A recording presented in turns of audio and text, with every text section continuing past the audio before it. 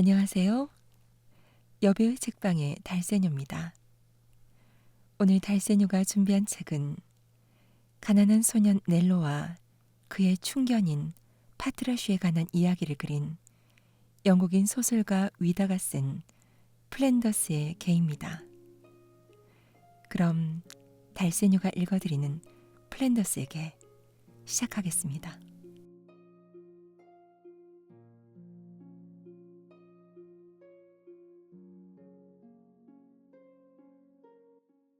넬로와 파트라슈는 세상에 홀로 남겨진 외톨이였습니다. 덩치가 커다란 파트라슈는 플랜더스 지방에서 흔히 볼 수 있는 개였고, 몸집이 자그마한 넬로는 아르덴에서 태어난 남자아이였습니다. 살아온 시간으로 치면 둘은 동갑내기였지만 넬로는 아직 어렸고 파트라슈는 이미 늙었으며 둘 다 부모가 없었고 몹시 가난했습니다. 하지만 둘은 피를 나눈 형제보다도 더 가까운 친구였고 그 우정은 커가면서 더 단단하고 깊어졌습니다. 넬로와 파트라슈는 어느 작은 마을 변두리에 있는 조그마한 오두막에서 살았습니다. 안트베르펜에서 조금 떨어진 플랜더스에 있는 마을이었죠. 그 마을 한가운데 이끼가 살짝 낀 비탈진 곳에 비바람과 따가운 햇살에 시달려 이제는 붉은 갈색으로 변해버린 풍차가 서 있었습니다. 풍차 건너편에 있는 작은 회색 성당에는 원뿔 모양의 뾰족 탑과 아침, 점심, 저녁으로 울리는 종이 하나 있었습니다. 그 종은 나직하면서도 공허한 슬픔이 묻어나는 오묘한 소리를 냈죠. 넬로와 파트라슈는 태어나서 이제껏 대부분을 그 작고 구슬픈 시계 종소리가 들리는 어느 외딴 오두막에서 살았습니다.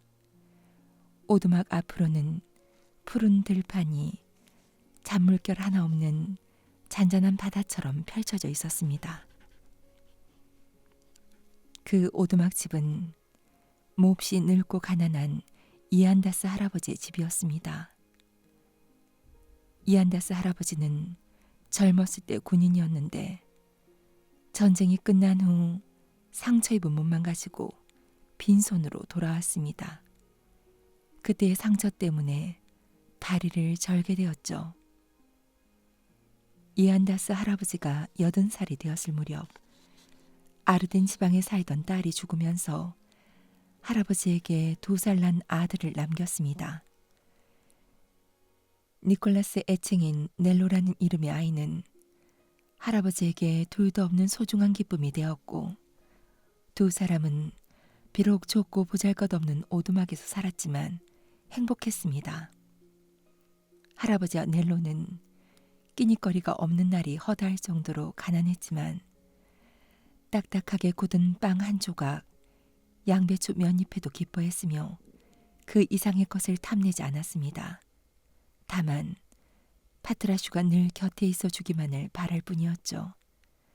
파트라슈가 없는 생활은 상상할 수도 없었으니까요. 파트라슈는 끼니거리를 벌어다주는 가장이자 일꾼이었으며 위로가 되어주는 유일한 친구였습니다. 만약 파트라슈가 죽거나 곁을 떠난다면 할아버지와 넬로는 견디기 힘들었을 겁니다. 누릇누릇한 털, 큼직한 머리와 네 발, 늑대처럼 번쩍 선 두 귀를 지닌 이 플랜더스 개는 혈통적으로 근육이 발달해 다리가 튼튼하고 발바닥이 넓적했죠. 대대손손 힘든 일을 해온 탓이었습니다. 파트라슈의 조상들은 수백 년 동안 엄하고 지독한 대우를 받으며 일해왔고 파트라슈의 몸속에는 그 피가 흘렀습니다. 진마차를 끄느라 살가죽이 벗겨져 피가 줄줄 흐르면서도 개들은 그 고통을 묵묵히 참으며 살았죠. 그러다가 거리의 차디찬 돌바닥에서 죽음을 맞는 것이 바로 플랜더스 개들의 운명이었습니다. 파트라슈의 어미는 평생 고된 일을 하며 살다가 죽었습니다. 파트라슈는 태어날 때부터 고통과 힘에 부치는 일밖에 물려받은 것이 없었습니다. 태어난 지 13살도 되기 전에 철물상을 주인으로 모시게 되었지만 철물상은 파트라슈가 너무 어리다고 헐값에 팔아버렸습니다. 파트라슈를 산 장돌뱅이는 브라반트 사람으로 성격이 매우 고약하고 난폭했습니다. 이 장돌뱅이는 짐수레의 솥단지와 양동이, 사기그릇 등 각종 물건들을 가득 싣고는 파트라슈 혼자 그 무거운 짐을 다 끌게 했죠. 파트라슈는 욕짓거리를 듣고 채찍질을 당하면서도 그 무지막지한 짐을 끌어야만 했습니다. 죽을 것만 같은 고통의 세월이 2해나 더 흐른 어느 여름날, 파트라슈는 먼지가 풀풀 날리는 길을 따라 여느 때처럼 걷고 있었습니다. 짐수레에는 온갖 물건들이 수북하게 쌓여 있어 끔찍하게 무거웠지만 주인은 파트라슈의 고통에도 아랑곳 않고 빈둥거리며 걷고 있었죠. 파트라슈는 거의 12시간 동안 혀 한 번 축이지 못하고 먼지를 뒤집어 쓴 채 무자비할 만큼 무거운 수레를 끌고 가다가 따가운 햇볕이 쏟아지는 흙먼지가 덮인 허연 길 한가운데 쓰러져 버렸습니다. 그러자 주인은 파트라슈를 발로 차고 욕설을 퍼붓고 몽둥이로 매질을 하기 시작했습니다. 하지만 파트라슈는 여름날의 희뿌연 흙먼지를 뒤집어 쓰고 죽은 듯이 누워 있었습니다. 잠시 뒤 이 브라반트 출신의 사내는 아무리 파트라슈의 갈비뼈를 후려치고 귀에 욕설을 퍼부어도 소용없다는 것을 깨달았죠. 이 짐승은 이미 목숨이 끊어졌거나 아니면 거의 끊어져 쓸모없을 거라고 생각하게 된 겁니다.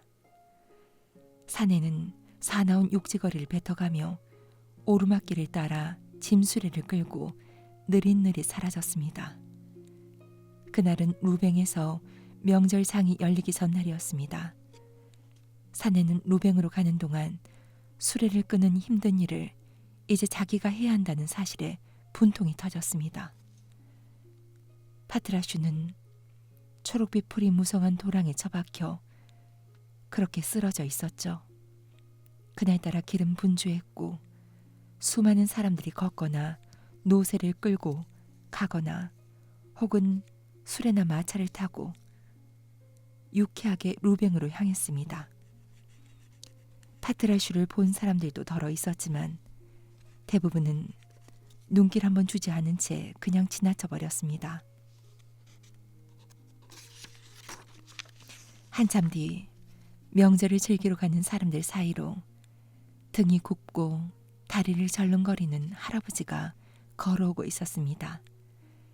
할아버지는 즐거워하는 사람들 사이로 느릿느릿 걷다가 파트라슈를 발견하고는 멈춰 섰습니다. 할아버지 옆에는 발그레한 볼에 짙은 눈동자를 가진 2~3살쯤 되어 보이는 금발머리 아이가 있었습니다. 이것이 자그마한 아이 넬로와 커다란 개 파트라슈의 첫 만남이었습니다. 이안다스 할아버지는 온 힘을 다해 고통으로 정신을 잃은 개를 끌고 자신의 허름한 오두막으로 갔습니다. 오두막은 그곳에서 가까운 곳에 있었죠. 할아버지는 지치고 열에 들떠 정신을 잃은 이 병든 개를 정성껏 돌봤습니다. 파트라슈는 여러 주 동안 죽을 듯이 앓았습니다.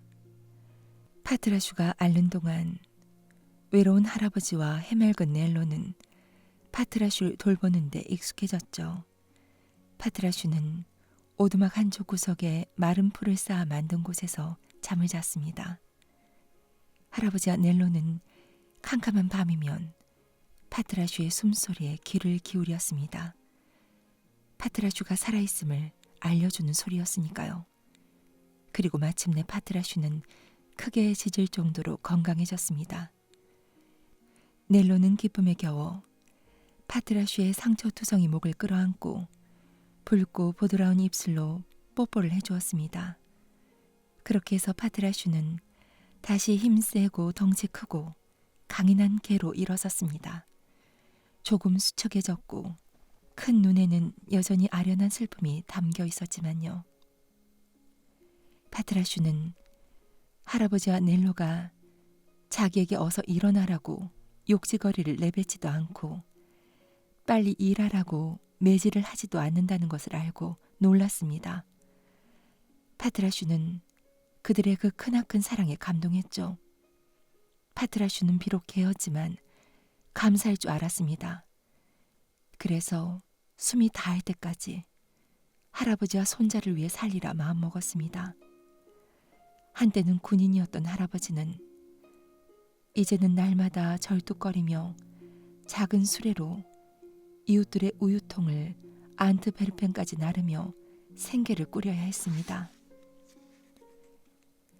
건강을 되찾은 파트라슈는 어느 날 아침 일찍 일어나 할아버지가 오기도 전에 짐수레가 있는 곳으로 갔습니다. 파트라슈는 마치 자기를 보살펴 준 데 대한 보답으로 일을 돕고 싶다는 듯 가만히 수레의 양쪽 손잡이 사이에 자리를 잡았습니다. 이안다스 할아버지는 그저 부려먹고자 개를 줄로 올가매는 것은 부끄러운 일이라고 생각했습니다. 하지만 파트라슈는 물러서지 않았습니다. 할아버지와 넬로가 자기한테 멍에를 씌우지 않으리라는 걸 알아채고는 이빨로 짐수레를 끌어보려 애썼죠. 결국 할아버지는 파트라슈의 마음에 감동해 파트라슈가 끌고 다닐 수 있게 짐수레를 고쳐줬습니다. 그날 이후로 파트라슈는 매일 아침 수레 끄는 일을 했습니다. 이미 몸이 몹시 약해진 할아버지는 해를 넘길수록 점점 더 쇠약해졌습니다. 파트라슈가 부지런히 힘차게 일해주지 않았다면 할아버지는 눈길에서 수레를 끌며 진흙탕에 빠진 바퀴를 빼다 몸져 누울 게 뻔했죠. 하지만 파트라슈는 밝은 금빛의 노스 우유통이 실린 작고 가벼운 초록색 짐수레를 끌고 늘 다정한 말과 사랑이 담긴 손길로 힘을 북돋워주는 할아버지와 일을 나서는 것이 그저 즐겁기만 했습니다. 게다가 오후 3시경이면 일이 끝났기 때문에 그 다음부터는 양지에서 낮잠을 자기도 하고 들판을 돌아다니며 넬로와 장난도 치고 다른 개들과 놀기도 했죠. 파트라슈는 정말 행복했습니다.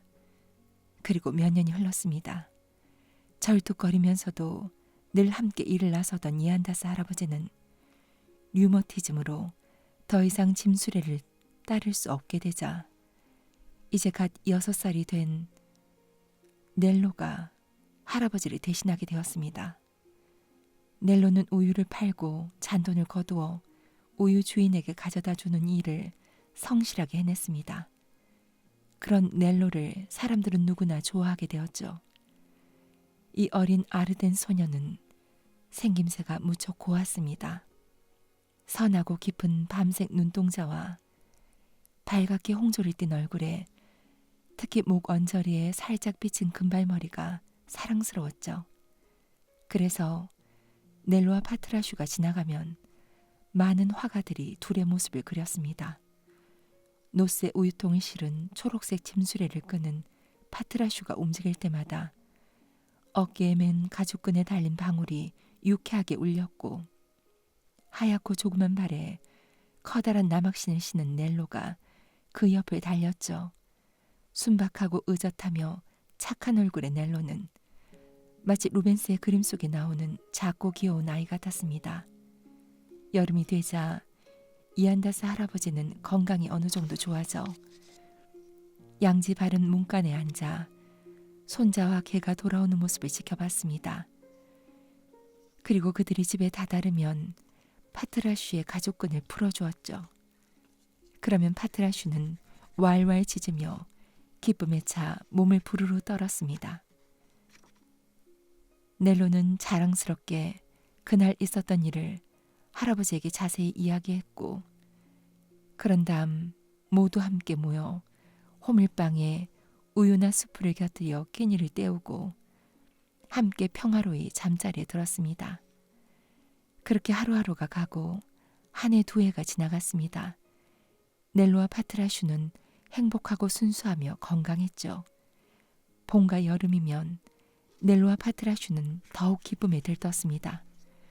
플랜더스는 사실 경치가 그렇게 아름다운 곳은 아니었습니다. 간간이 우뚝 서서 애처로운 종소리를 퍼뜨리는 회색 종탑을 빼면 밀밭과 유채밭이 서로 맞닿은 들판이 별 특색 없이 지루하게 반복될 뿐이니까요. 이곳에서는 화려하고 아름다운 풍경은 찾아보기 힘들었습니다. 하지만 플랜더스 땅은 매우 푸르고 기름졌습니다. 물가의 잡풀 사이사이에는 꽃들이 자라고 싱싱한 나무들도 우뚝우뚝 솟아 있었죠. 해를 등진 탓에 검은 형체만 보이는 육중한 바지선이 미끄러지듯 물 위를 지나갈 때면 배 위의 초록색 통들과 다채로운 깃발들이 나무니까 대비되어 멋진 광경이 펼쳐졌습니다. 그리고 시원하게 탁 트인 푸른 자연은 넬로와 파트라슈에게 충분히 아름다웠죠. 넬로와 파트라슈는 일을 마치고 나면 운하의 가장자리에 자란 무성한 풀밭에 누웠습니다. 그리고 배들이 분주하게 움직이는 모습을 바라보곤 했죠. 배가 실어다주는 산뜻하고 짭짤한 바다 냄새가 이곳의 여름 꽃향기에 섞여 밀려왔습니다. 하지만 겨울은 정말 혹독했습니다. 살을 애는 듯한 추위 속에 깜깜한 어둠을 헤치고 일어나야 했으며 끼니를 굶지 않는 날이 거의 없었습니다. 넬로의 작고 흰 팔다리는 차가운 눈밭에 꽁꽁 얼었고 용감하고 지칠 모르는 파트라슈도 얼음 조각에 발이 베어 피가 났으니까요. 하지만 넬로와 파트라슈는 불평하지 않았습니다. 넬로는 나막신을 신고 씩씩하게 걸었으며 파트라슈도 네 다리로 언 땅을 밟으며 가죽끈에 달린 방울들을 짤랑거렸습니다. 그러면 이따금 안트베르펜 거리에 한 아주머니가 수프 한 그릇과 빵 한 조각을 가져다 줬죠. 또 어느 마음씨 고운 상인은 집으로 돌아가는 둘의 수레에 땔감 몇 덩이를 넣어주기도 했습니다. 마을의 안악들 중에는 배달받은 우유를 끼니거리로 조금 나누어주는 이도 있었죠. 그런 일이 있는 날이면 넬로와 파트라슈는 초저녁에 어둠을 헤치고 새하얀 눈밭 위를 뜀박질하며 해맑고 행복한 모습으로 집으로 뛰어들곤 했습니다. 그렇게 넬로와 파트라슈는 힘든 하루하루를 행복하게 보냈습니다. 그리고 파트라슈는 세 식구가 함께 사는 오두막집이 세상에서 가장 따뜻하고 정이 넘치는 곳이라고 생각했습니다. 새벽부터 밤중까지 애써 일하고도 학대만 받는 수없이 많은 개를 거리에서 봤거든요. 그런 개들은 동상에 걸리고 굶주린 끝에 결국 주인에게 버림받고서야 고통의 굴레에서 벗어났습니다. 그래서 파트라슈는 자신의 운명에 깊이 감사했죠. 그런 파트라슈에게도 마음 쓰이는 일이 하나 있었습니다. 해묵은 돌담 모퉁이와 꼬불꼬불한 골목, 그 길목 틈바구니와 강가, 바닷가에까지 고색 창연하고 웅장한 석조물로 가득한 안트베르펜은 하늘 높이 종소리가 울려 퍼지고 아치 모양의 문에서 한껏 고조된 음악 소리가 새어나오는 그런 곳이었습니다. 그리고 그 땅 속에 루벤스가 잠들어 있었습니다. 한때 루벤스가 지나다니고 그림자를 드리웠던 길바닥의 돌들도 생생히 일어나 거장에 대해 이야기하는 듯 보입니다. 루벤스의 웅장하고 흰 무덤 주인은 너무나 조용했습니다. 성자 그 성당에 마련된 이 거장의 대리석 무덤보다 더 큰 묘석을 가진 예술가는 아마도 없을 겁니다.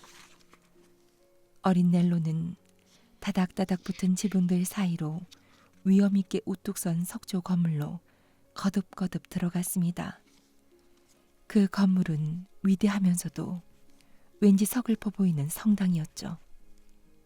넬로가 성당의 어두운 아치 모양 입구 안으로 사라지면 파트라슈는 돌이 깔린 길바닥에 홀로 남아서 과연 넬로를 깨어내는 게 무엇인지 곰곰이 생각했습니다. 언젠가 한 번은 파트라슈가 직접 보고 싶은 마음에 수레를 끌고 달가닥거리며 안으로 들어가 보려 했지만 은줄이 달린 짙은 색 제복을 입은 성당지기 손에 바로 내몰렸죠. 성당에서 나오는 넬로의 얼굴은 아주 상기되어 있거나 아니면 아주 창백했고, 그렇게 성당에 들른 날은 아무 말 없이 앉아 우나 저 멀리 저녁 하늘을 멍하니 바라보곤 했습니다. 파트라슈는 넬로를 햇살 가득한 들판이나 분주한 시장통으로 데려가려고 애를 썼지만 넬로는 성당 안으로만 가려 했습니다. 그 성당은 바로 성모 대성당이었죠. 파트라슈가 성당 밖에 있는 철제 문 옆에 홀로 남겨진 채 넬로를 기다리고 있으면 문 닫을 시간이 되어 강제로 내몰린 넬로가 파트라슈의 목을 얼싸안고 항상 같은 말을 중얼거렸습니다. 파트라슈, 그것들을 볼 수만 있다면 얼마나 좋을까. 단 한 번만이라도 볼 수 있다면. 그러던 어느 날 성당지기가 잠시 자리를 비운 사이 넬로를 따라 성당 안으로 들어간 파트라슈는 마침내 넬로가 말한 그것들이 성가대 양편에 걸린 커다란 그림 2점이라는 것을 알게 되었습니다. 하지만 그림들은 천으로 가려져 있었습니다.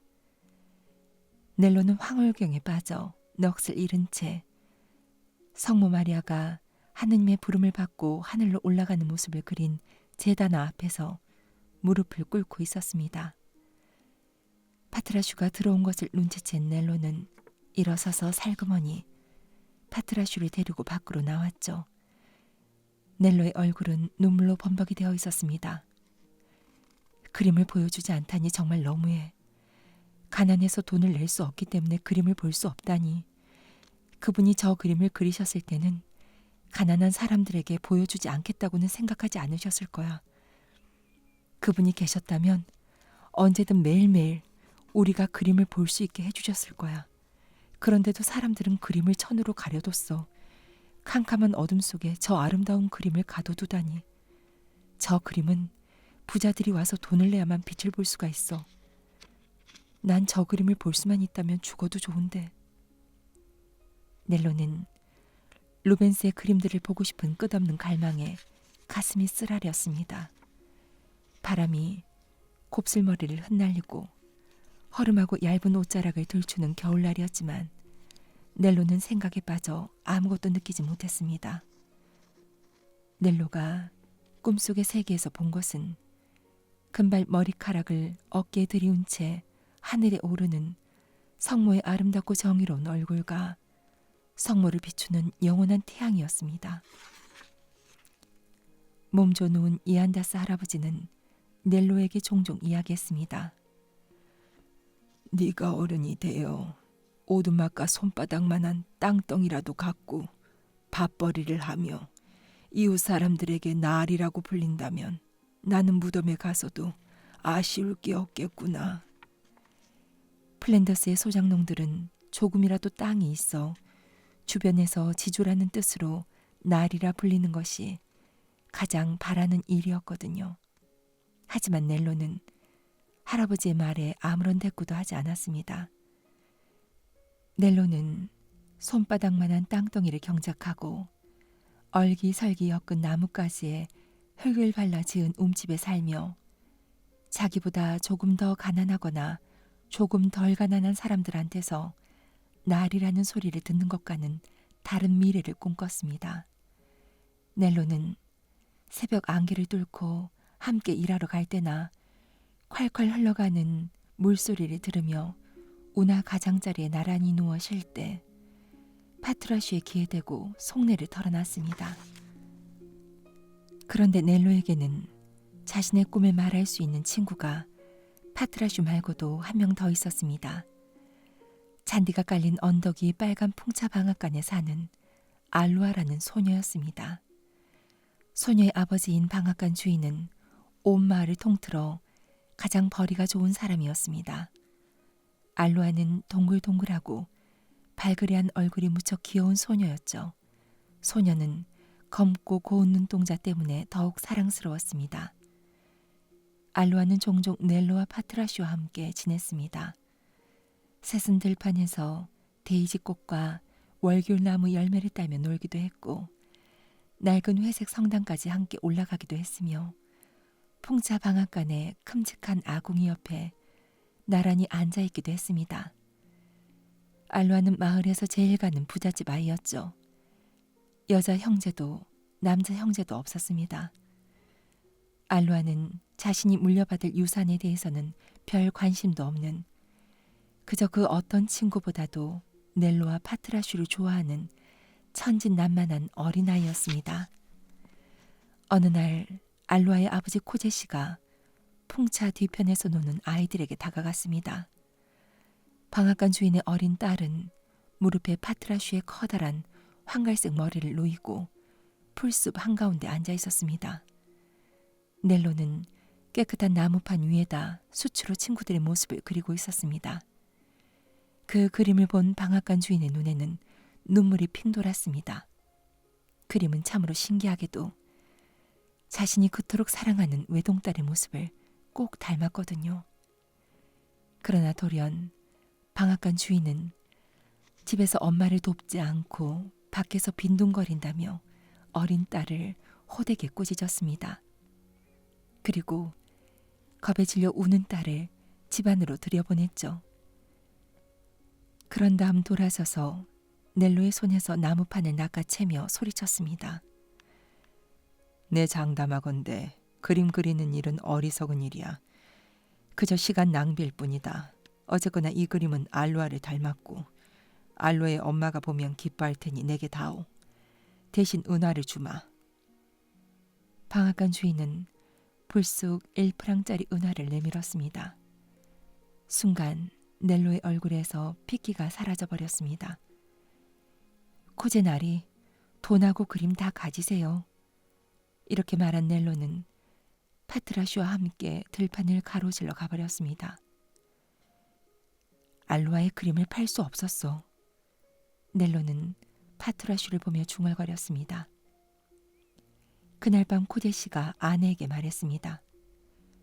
그 녀석을 알루아와 어울리게 놔둬서는 안 되겠어. 그 녀석은 지금 15살이야. 알루아는 12살이고. 게다가 그 녀석은 생김새가 제법 반반하단 말이야. 어디 그뿐인가요? 얼마나 착하고 성실한데요. 아내가 넬로의 그림이 그려진 나무판을 바라보며 진지하게 말했습니다. 코제 씨는 담배 파이프로 탁자를 치며 딱 잘라 말했습니다. 그 녀석은 가진 거라고는 없는 거지일 뿐이야. 화가가 되려는 헛된 꿈을 가졌으니 오히려 거지보다 못하지. 둘이 맺어지지 않도록 미리미리 신경을 써. 그렇지 않으면 아예 알루아를 수녀원에 보내버릴 수도 있으니까. 알루아의 어머니는 어쩔 수 없이 남편 뜻에 따르기로 했습니다. 어린 알루아를 단짝과 가까이 지내지 못하도록 만드는 데는 여러 가지 방법이 있었고 결국 자존심 강하고 섬세한 넬로는 마음의 상처를 받고 말았습니다. 그래서 알루아가 반갑게 뛰어와 손이라도 잡으려 하면 넬로는 쓸쓸한 미소를 지으며 말했습니다. 알루아 안 돼. 나리께서는 네가 나하고 함께 있는 걸 좋아하지 않으셔. 나리는 훌륭한 분이고 너를 많이 사랑하시잖아. 그런 분을 화나게 하지 말자. 하지만 그렇게 말하는 넬로의 마음은 쓰라렸습니다. 그날 저녁 방앗간 주인은 집안의 화덕 옆에 있는 조그만 의자에 앉아 눈물을 뚝뚝 흘리고 있는 알로아를 보며 스스로에게 다짐했습니다. 이렇게 하는 게 가장 좋은 방법이야. 그 녀석은 알거지야. 게다가 말도 못하게 게으르고 어리석은 짓만 생각하고 있어. 나중에 어떤 화를 부릴지 몰라. 정겨운 빨간 풍차 방앗간은 넬로에게는 이정표였습니다. 그곳을 오가며 그 집 사람들과 인사하노라면 어느새 알로아가 곱디고 온 연한 금발머리를 방앗간 아래 쪽문으로 내밀고 앙증맞은 장밋빛 손으로 파트라슈에게 줄 뼈다귀나 굳은 빵 부스러기를 내밀곤 했는데 이제는 모든 게 변했습니다. 방앗간 주인은 문에 걸어놓은 빗장을 도무지 풀려고 하지 않았습니다. 어쩌다 문을 열더라도 그건 아주 드문 일이었죠. 파트라슈와 셋이서 함께 논일던 나날들에 그토록 오랜 시간 익숙해져 있던 아이들에게 방앗간 주인의 그런 행동은 정말 쌀쌀맞고 매몰차게 보였습니다. 하지만 넬로는 불평하지 않았습니다. 이안다스 할아버지는 이렇게 말했습니다. 우린 가난하단다. 우린 신이 우리에게 주신 것을 공손하게 받아들여야 해. 하지만 넬로의 마음속에는 아이들만이 가지는 막연하고 달콤한 희망이 이렇게 속삭였습니다. 가난한 사람도 때로는 선택을 할 수 있어. 위대한 사람이 되는 길을 택하는 거야. 남들이 함부로 얕보지 못하게 말이야.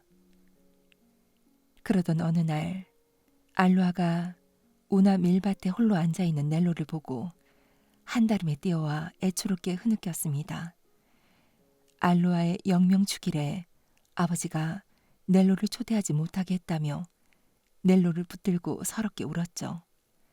하지만 넬로는 나지막하지만 다부진 목소리로 이야기했습니다. 알로아, 언젠가는 달라질 거야. 언젠가는 내 그림이 그려진 조그만 나무판이 그만큼의 은과 맞먹는 가치를 갖게 될 날이 올 거야. 그러면 너희 아버지도 나에게 마음을 열어주실 거야. 사랑하는 알로아, 네가 항상 나를 사랑해주기만 한다면 나는 위대한 사람이 될 거야. 넬로의 눈길은 알로아를 벗어나 붉은색과 황금색이 어우러진 플랜더스의 밤하늘 저 멀리 성모 대성당의 뾰족탑을 향해 있었습니다. 어린 알로아가 감탄할 정도로 달콤하면서도 애잔한 미소가 넬로의 얼굴에 번졌습니다. 넬로는 언젠가 자신이 성공해서 이 땅으로 돌아왔을 때 알로아와 그 식구들에게 외면당하지 않고 정중한 대우를 받는 모습을 떠올렸죠. 그리고 온 마을 사람들이 자신의 얼굴을 보려고 떼지어 모여드는 모습을 상상했습니다. 할아버지께는 귀족들처럼 모피옷을 지어드리고 파트라슈에게는 금목걸이를 걸어주고 성모 대성당의 뾰족탑이 보이는 언덕 위에 거대한 흰 대리석 궁전을 짓고 어리고 가난하며 친구도 없지만 위대한 뜻을 품은 아이들을 모두 모아서 살게 해야겠다고 마음먹었습니다. 넬로는 불가능하지만 아름답고 순수하며 아무런 이기심도 없는 꿈에 사로잡혀 걸어갔습니다. 꿈만으로도 그저 행복했습니다. 알로아의 영명축일날 넬로가 파트라슈와 단둘이 비좁고 어둠컴컴한 오두막에서 딱딱한 흙방으로 끼니를 때우는 동안 방앗간 집에는 온 마을 아이들이 모여 웃고 노래했습니다. 넬로는 두 팔로 파트라슈의 목을 끌어안고 오두막 문간에 앉아서 밤공기를 타고 들려오는 방앗간 집의 잔치소리를 들으며 미래를 생각했습니다. 오늘은 알로아의 영명축일이 아니더냐. 구석에 있는 마른 지프로 만든 침대에 힘없이 누워있던 할아버지가 넬로에게 물었습니다. 할아버지가 이렇게 편찮으신데 어떻게 혼자 계시게 해요? 넬로가 해맑은 얼굴로 할아버지께 말했습니다. 설마 그 아이하고 다툰 것은 아니겠지? 아니에요, 할아버지. 실은 코제 나리가 올해는 저를 부르지 않으셨어요. 잠시 저한테 마음이 상하셨거든요. 네가 무슨 잘못을 했다고? 저도 모르겠어요. 나무판에 알로아의 초상화를 그려준 게 전부거든요. 할아버지는 다정한 손길로 넬로의 해맑은 얼굴을 가슴에 보듬어 주었습니다. 넬로야, 우리는 너무 가난하단다. 할아버지가 떨리는 목소리로 탄식했습니다. 아니에요. 전 부자예요. 넬로는 나직하게 말했습니다. 순수한 넬로는 정말 그렇게 생각했습니다. 넬로는 오두막을 나와 적막한 가을밤의 어둠 속에 홀로 섰습니다.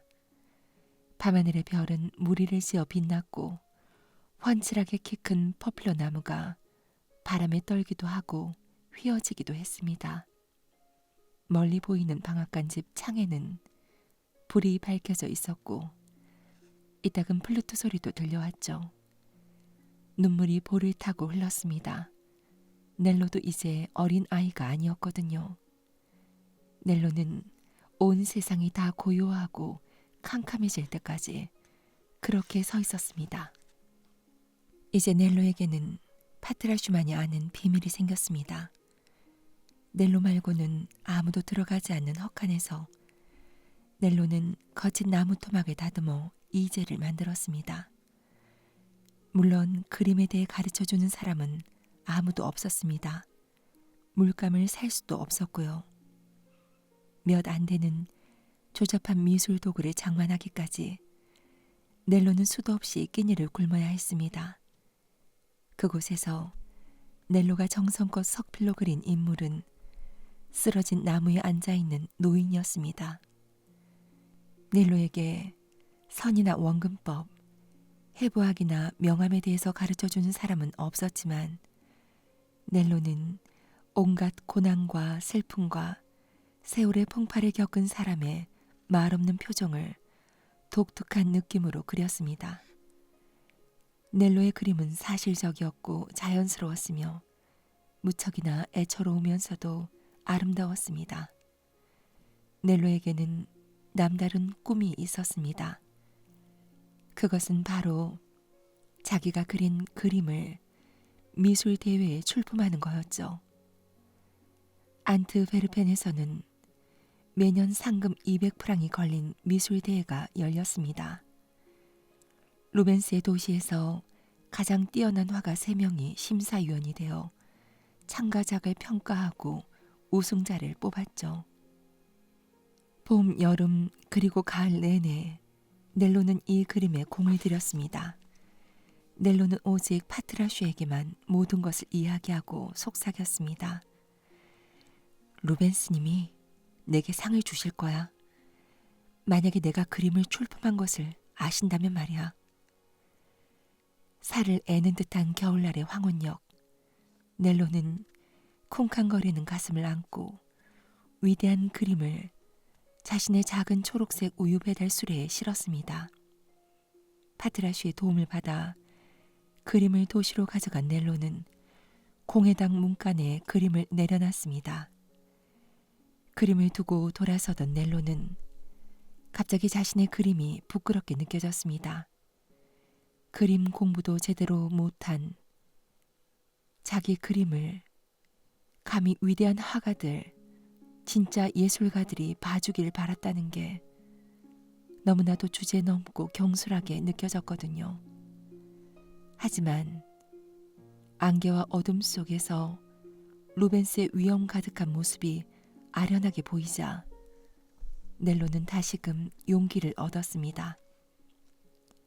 그의 겨울은 날씨가 일찍부터 아주 매서웠습니다. 여러 날 동안 눈이 내렸고 벌판 위를 사정없이 휘몰아치는 차가운 바람에 작은 냇물들도 모두 얼어버렸죠. 캄캄한 꼭두 새벽에 이 집 저 집 다니며 우유를 모은 뒤 동이 트기 전 잠이 깨지 않은 고요한 도시로 실어 나르는 일은 더욱 고되었습니다. 특히 파트라슈에게는 더욱 그랬죠. 지난 몇 년 동안 넬로는 보다 씩씩한 소년으로 자랐지만 파트라슈는 늙어만 갔으니까요. 파트라슈의 관절은 뻣뻣해졌고 수시로 쑤셨습니다. 그래도 파트라슈는 자기 몫의 수고를 마다하지 않았습니다. 넬로는 파트라슈를 대신해 수레를 직접 끌려 했지만 파트라슈가 그렇게 하도록 가만히 있지 않았습니다. 파트라슈는 꽁꽁 언 땅에 펜 바퀴 자국을 넘어갈 때 넬로가 뒤에서 수레를 밀어주는 정도만 도와주도록 허락했죠. 파트라슈는 멍에를 진 채 살았고 넬로를 위해 그럴 수 있는 게 자랑스러웠습니다. 시시때때로 서릿발과 험난한 길, 그리고 내 다리에서 느껴지는 통증으로 엄청나게 괴로웠지만 쉼호흡을 하며 굳고 단단한 목을 앞으로 숙인 채 파트라슈는 있는 힘을 다해 발을 앞으로 내디뎠습니다. 파트라슈, 넌 집에서 쉬어. 진짜로 쉬는 게 좋겠어. 나 혼자 힘으로 얼마든지 수레를 끌 수 있어. 아침마다 넬로는 파트라슈를 설득했습니다. 하지만 파트라슈는 날마다 일어나면 수레의 손잡이 앞에 섰습니다. 그리고는 눈 벌판을 가로질러 터덜터덜 걸었습니다. 수많은 세월 동안 둥그런 내 발자국을 남겨온 그 벌판 위를요. 죽을 때까지 쉬어서는 안 돼. 파트라슈는 생각했습니다. 그리고 이따금 정말 쉬게 될 날이 그리 멀지 않았다고 느꼈습니다.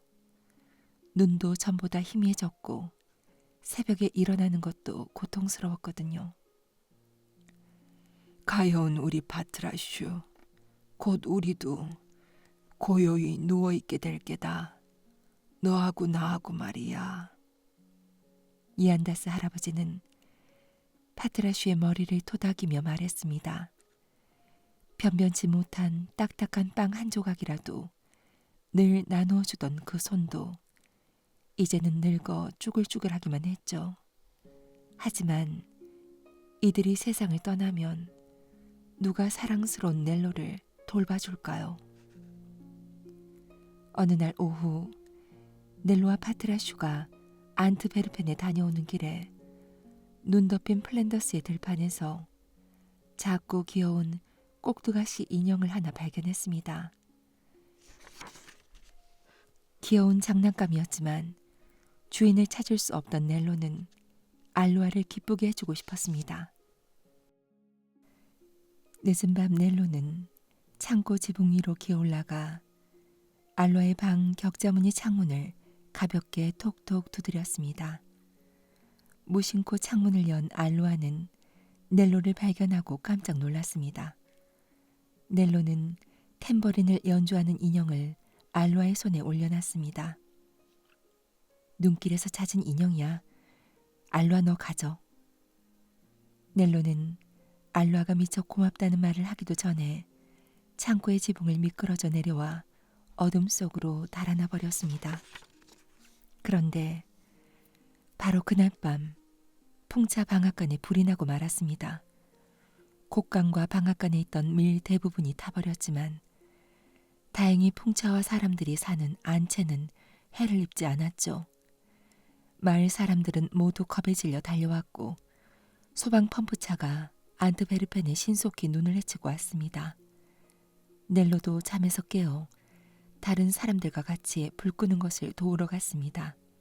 하지만 코제시는 화를 내며 넬로를 한쪽으로 와락 밀어붙였습니다.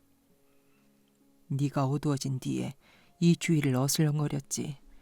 맹세코 나는 네가 그 누구보다도 이번 불에 대해서 잘 알고 있을 거라고 본다.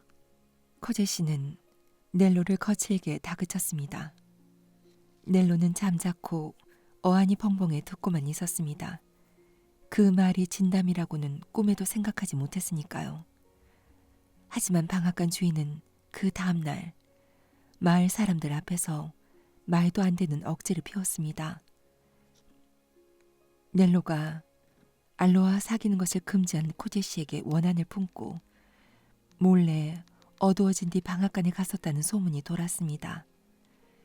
마을 사람들은 당연히 마을에서 가장 돈이 많은 지주의 말을 굽실거리며 따랐고, 그래서 모두 이안다스 할아버지의 손자에게 매몰찬 표정을 짓고 쌀쌀맞게 구는 게 이롭다는 걸 눈치채게 되었죠. 아무도 드러내놓고 넬로에게 뭐라 말은 하지 않았지만 마을 사람들은 너나 할 거 없이 방앗간 주인의 억지에 맞장구 쳐주었습니다. 매일 아침 넬로와 파트라슈가 안트베르펜으로 싣고 갈 우유를 모으러 다녔던 농가에서는 미소를 활짝 지으며 유쾌한 인사말을 건네는 대신 업신여기는 눈길과 짤막한 말 몇 마디를 던지는 게 고작이었습니다. 물론 아무도 방앗간 주인이 우겨대는 말을 정말로 믿지는 않았죠. 다만 모두 몹시도 가난했고 무지했기 때문에 벌어진 일이었습니다. 더군다나 그 동네에서는 유일한 부자가 넬로에 대해 안 좋은 말을 했으니 자신들도 따를 수밖에 없었습니다. 당신 넬로한테 참 너무하네요. 그 아이는 착하고 성실해서 아무리 마음이 아프고 쓰려도 그런 고약한 짓을 못한다고요. 아내가 눈물을 흘리며 호소했지만 고집이 센 코제 씨는 소용없었습니다. 비록 마음속 깊은 곳에서는 자신이 옳지 못한 일을 저지르고 있다는 것을 잘 알고 있었지만요. 한편 넬로는 사람들이 자기에게 상처를 입혀도 꿋꿋하게 참았습니다. 하지만 넬로는 채 16살도 차지 않은 소년이었습니다. 이제껏 살아온 짧은 세월 동안 작은 세계에서 언제나 사랑받고 칭찬받던 소년에게 그 세계 전체가 등을 돌리는 일은 호된 시련이었습니다. 특히 찬바람이 쌩쌩 휘몰아치는 겨울철에는 마을 사람들의 온정과 상냥한 인사말에서 유일한 빛과 온기를 찾을 수 있었으니까요. 겨울이 되자 넬로와 파트라슈는 외톨이가 되었습니다. 새로운 우유 수집상이 안트베르펜에서 노새를 몰고 와 여러 농가의 우유를 거두어 갔고 겨우 서너 집만이 그 사람의 제의를 거절하고 계속해서 작은 초록색 수레에 일을 맡겼습니다. 덕분에 파트라슈가 끌 짐은 가벼워졌지만 덩달아 넬로의 주머니에 들어오는 동전들마저 줄어들고 말았죠. 파트라슈는 평소처럼 낯익은 대문마다 멈춰섰지만 문은 열리지 않았습니다. 파트라슈가 빈 수레를 끌고 가게 하는 이웃들의 마음도 편치는 않았지만 코제 씨의 비위를 맞추기 위해 이웃들은 그렇게 했습니다. 크리스마스가 코앞으로 다가오자 이 작은 마을은 활기가 넘치기 시작했습니다. 경쾌한 소리를 내는 플랜더스의 말 방울들이 곳곳에서 짤랑거렸고 집안에서는 맛깔스러운 수프가 화덕이의 솥단지에서 모락모락 김을 내며 보글거렸지만 오직 넬로의 비좁은 오두막만 캄캄하고 추웠습니다. 그런데 할아버지마저 넬로와 파트라슈의 곁을 떠나버리고 말았습니다. 크리스마스를 앞둔 어느 날 밤 죽음이 찾아와 평생 가난과 고통밖에 모르고 산 이안다스 할아버지를 영원히 데려가 버렸습니다. 할아버지를 잃는 것은 넬로와 파트라슈에게 몸서리치도록 견디기 힘든 일이었습니다. 흰 눈이 내린 어느 겨울날 할아버지의 관을 따라 조그만 회색 성당 옆에 있는 이름 없는 무덤까지 가면서 넬로와 파트라슈는 슬픔과 그리움에 끊임없이 흐느꼈습니다. 할아버지가 이 세상에 외톨이로 남겨둔 그 둘 말고는 장래 행렬을 따른 이도 없었죠. 어린 소년과 늙은 개가 전부였습니다. 넬로와 파트라슈는 마음에 깊은 상처를 안고 집으로 돌아왔습니다. 하지만 슬픔이 감도는 가난하고 비좁은 오두막의 집세가 한 달이나 밀려 있었죠. 넬로는 집주인에게 은혜를 베풀어 달라고 빌었지만 차갑고 인색하며 돈이라면 사족을 못 쓰는 구두장이 집주인은 넬로와 파트라슈에게 다음날 아침 당장 집을 비우라고 으름장을 놨습니다. 혹독하게 추운 밤, 불길하고는 없는 화덕 옆에서 넬로와 파트라슈는 밤새도록 함께 붙어 있었습니다. 온몸이 얼얼하게 굳어 감각마저 없어져 버렸지만 넬로와 파트라슈는 몸보다 마음이 더 시렸습니다. 새하얗고 쌀쌀한 대지 위로 날이 밝기 시작한 크리스마스 이브의 아침, 넬로는 덜덜 떨면서 이제 이 세상에 하나밖에 남지 않은 자기 친구를 꽉 끌어안았습니다. 파트라슈, 가자. 내 사랑하는 파트라슈. 쫓겨날 때까지 기다리지 말고 가자. 뜨거운 눈물이 파트라슈의 이마에 하염없이 뚝뚝 떨어졌습니다. 넬로와 파트라슈는 초라하지만 정들었던 보금자리를 뒤로하고 길을 떠났습니다. 둘은 안트베르펜으로 이어진 낯익은 길을 따라 터덜터덜 걸어갔습니다. 그러다가 어느 집 문 앞에서 잠시 발길을 멈추고 머뭇머뭇하다가 넬로는 어렵게 말을 꺼냈습니다. 파트라슈에게 음식 찌꺼기라도 좀 주시겠어요? 파트라슈도 이제 나이가 많이 들었는데 어제 아침부터 아무것도 못 먹었어요. 하지만 그 집 여자는 서둘러 문을 닫아버렸습니다. 가진 거라도 있었으면 전부 팔아서 파트라슈에게 먹을 것을 구해줬을 텐데. 넬로는 생각했습니다. 하지만 가진 거라고는 몸에 두른 옷가지와 남학신 한 컬레가 전부였습니다. 그런 넬로의 마음을 너무나도 잘 알고 있던 파트라슈는 넬로의 손에 코를 비벼댔습니다. 미술대회 입상자가 낮 12시에 발표될 예정이었으므로 넬로는 자기의 그림을 두고 왔던 공회당으로 발걸음을 재촉했습니다. 공회당 입구의 홀과 계단은 사람들로 북적댔습니다. 공회당 안쪽에 있는 너른 방의 문이 열리자 결과를 궁금해하는 사람들이 너도 나도 와르르 안쪽으로 몰려갔습니다. 대회에서 뽑힌 그림은 나무로 된 단상 위에 걸릴 거라고 했으니까요. 넬로는 눈앞에 이슬이 맺혀 앞이 잘 보이지 않았습니다. 머릿속은 빙빙 돌았으며 팔다리의 힘도 거의 다 풀려버렸죠. 겨우 시야가 맑아지자 넬로는 저 높이 걸린 그림을 바라봤습니다. 그것은 자신의 그림이 아니었죠. 느릿느릿하고 점잖은 목소리가 안트베르펜에서 태어난 부두 관리인의 아들인 스테판 키슬링어의 그림이 뽑혔음을 큰 소리로 알렸습니다. 정신을 차린 넬로는 자기가 한 길의 돌바닥에 쓰러져 있다는 것을 알았습니다. 곁에서는 파트라슈가 넬로의 정신을 차리게 하려 갖은 애를 쓰고 있었습니다. 멀리서 안트베르펜의 소년들이 상을 받은 친구를 에워싸고 함성을 지르며 축하해주고 있었습니다. 넬로는 비틀거리며 몸을 일으킨 다음 파트라슈를 꼭 끌어안았습니다. 다 끝났어, 사랑하는 파트라슈. 넬로는 맥없이 중얼거렸습니다. 다 끝나버렸어. 넬로는 있는 힘을 다해 기운을 차렸죠.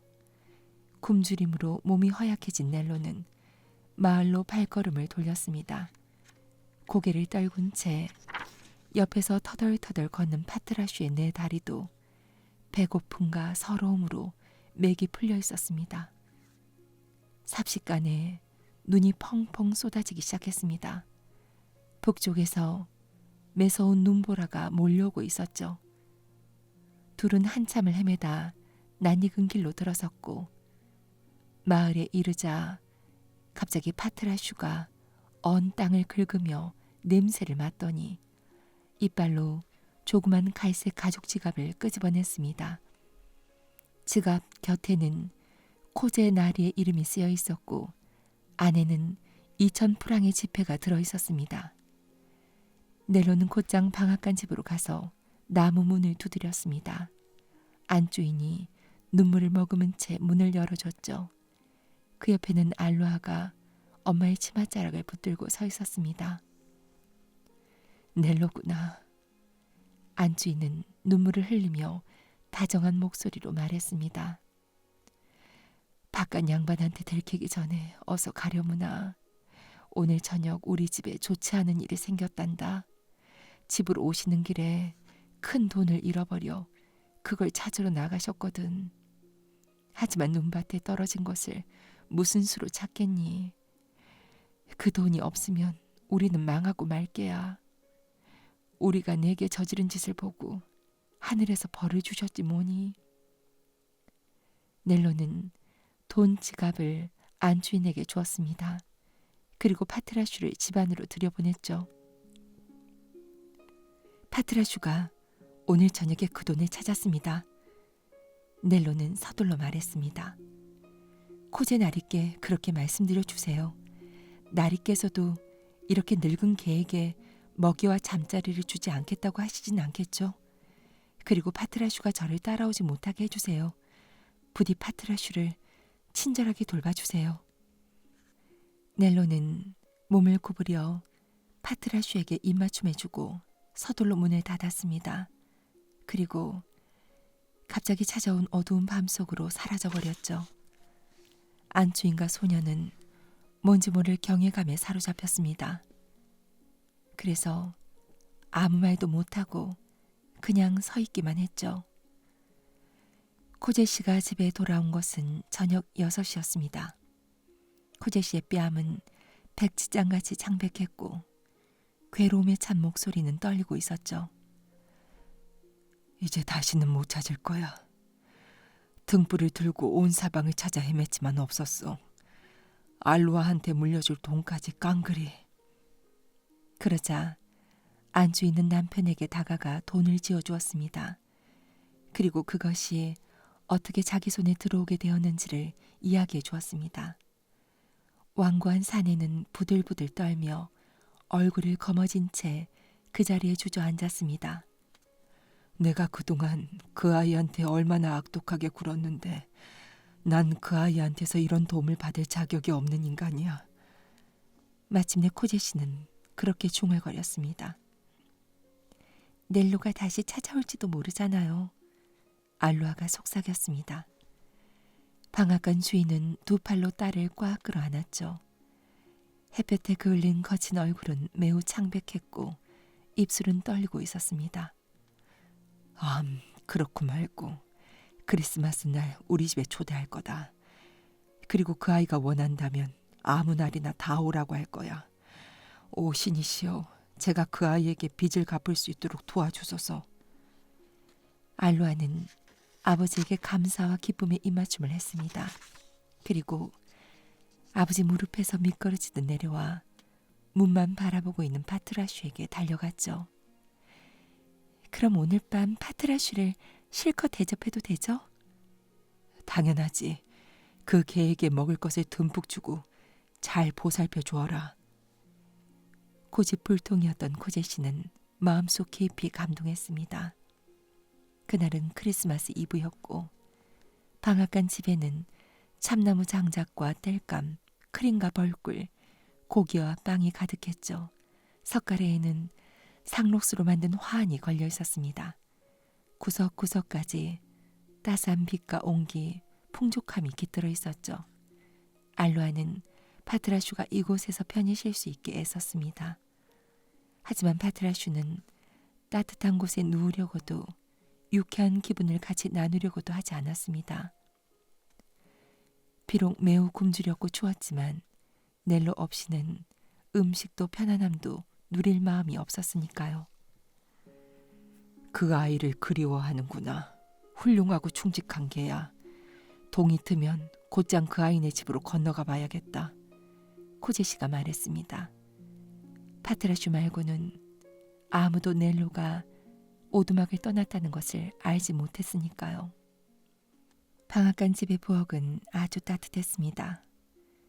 커다란 장작들이 화덕에서 탁탁거리며 활활 타고 있었고 이웃 사람들이 와인을 한잔하러 오거나 저녁 식사로 통통한 구운 거위를 한 조각 먹으러 들렀습니다. 알루아는 다음날 아침 넬로가 오리라는 기대와 기쁨에 들떠 머리칼을 찰랑이며 콩콩 뛰어다니거나 노래를 부르곤 했습니다.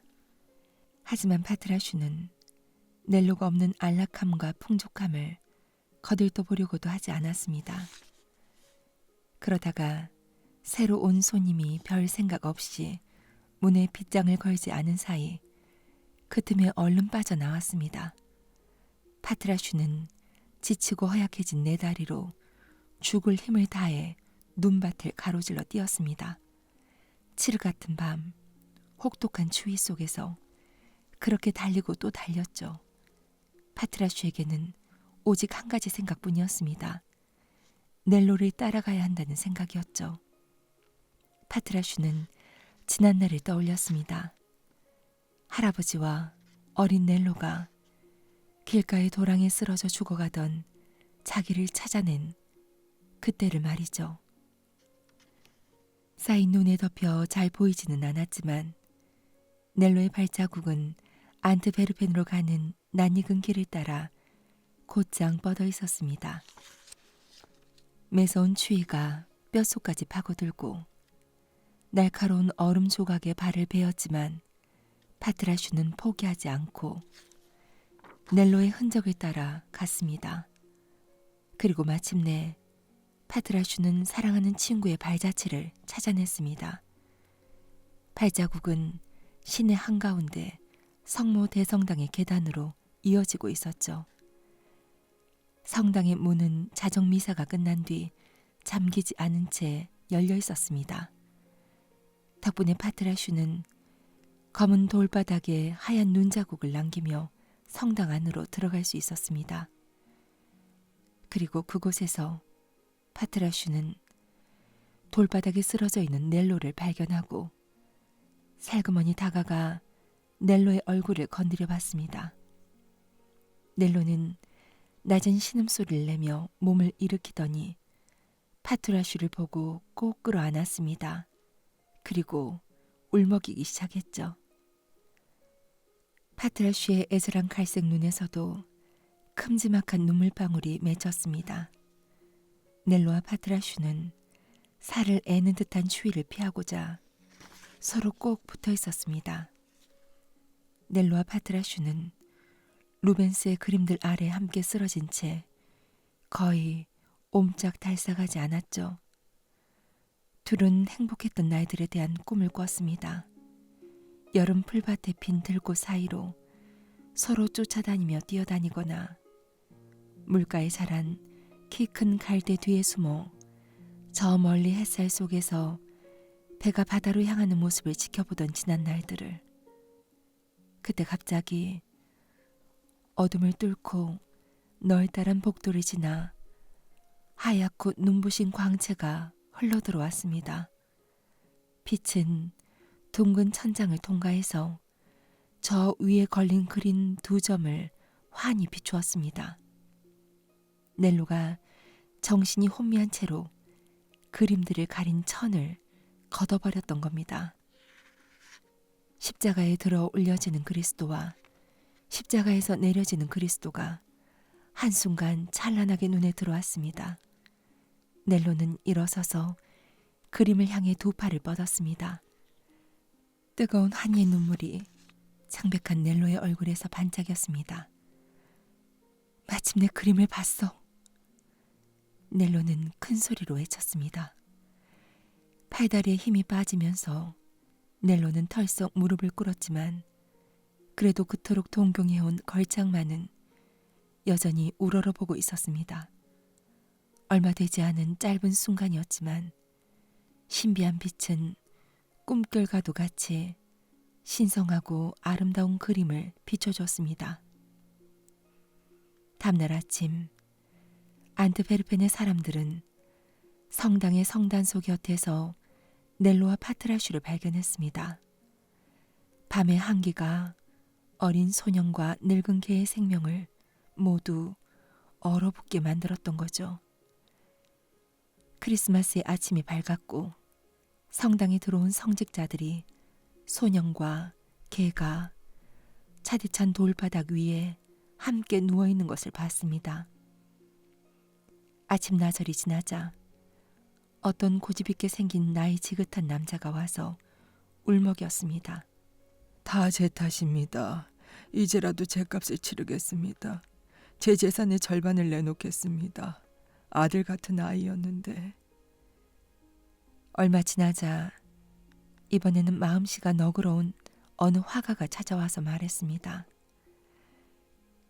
나는 어제 그 상을 받았어야 마땅하고 또 그럴 자격이 충분한 어떤 아이를 찾고 있습니다. 보기 드문 재능과 장래성을 가진 소년입니다. 그 아이가 그린 것은 황혼 무렵 쓰러진 나무에 앉아있는 나무꾼이 전부였습니다. 하지만 그 그림에는 장차 큰 꽃을 피울 위대함이 깃들어 있었습니다. 그 아이를 찾는다면 기꺼이 데려가서 그림을 가르칠 생각입니다. 그러자 그 곁에 있던 곱슬거리는 금발머리 소녀가 아버지 팔에 매달려 서럽게 흐느꼈습니다. 넬로 돌아와. 우리 모두 너를 맞을 준비가 되었단 말이야. 넬로, 제발 정신 차리고 일어나 봐. 그때 소년이 광명이 비치는 루벤스의 위대한 작품을 향해 창백한 얼굴을 돌리면서 입가에 희미한 미소를 띄었습니다. 그리고 그들 모두에게 힘없이 대답했습니다. 이미 늦었어요. 넬로와 파트라슈는 함께 누렸던 삶 동안 그리고 죽은 후에도 서로 헤어지지 않았습니다. 억지로 떼어내지 않고서는 갈라놓을 수 없게 넬로의 팔이 파트라슈를 꼭 끌어안고 있었으니까요. 넬로와 파트라슈가 살았던 작은 마을의 사람들은 잘못을 뉘우쳤습니다. 부끄럽고 미안한 마음에 넬로와 파트라슈에게 하나의 무덤을 만들어 서로 나란히 쉴 수 있게 해주었죠. 영원히.